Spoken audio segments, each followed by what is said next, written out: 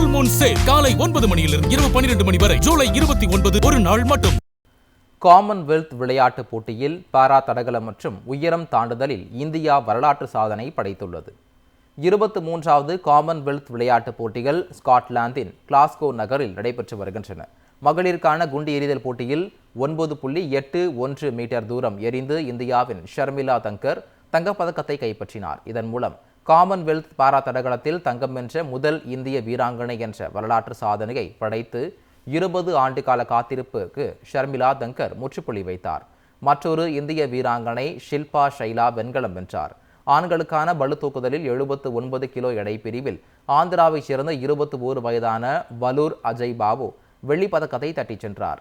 இதேபோல் மகளிருக்கான பளுதூக்குதலில் 69 கிலோ எடை பிரிவில் 2வது இடத்தை பிடித்து இந்திய வீராங்கனை ஹர்ஜிந்தர் கவுர் வெள்ளிப் பதக்கம் வென்றார். ஆண்களுக்கான உயரம் தாண்டுதல் போட்டியில் மகாராஷ்டிரா மாநிலம் நாசிக் மாவட்டத்தைச் சேர்ந்த விவசாயிகள் மகனான 31 வயதான சர்வேஷ் குஷாரே 2.25 மீட்டர் உயரத்தை தாண்டி வெள்ளிப் பதக்கம் வென்றார்.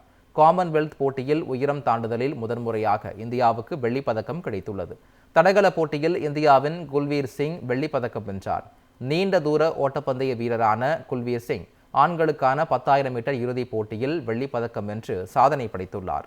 காமன்வெல்த் விளையாட்டுப் போட்டியில் இதுவரை 2 தங்கம், 7 வெள்ளி, 3 வெண்கலம் என மொத்தம் 12 பதக்கங்களை இந்தியா குவித்துள்ளது.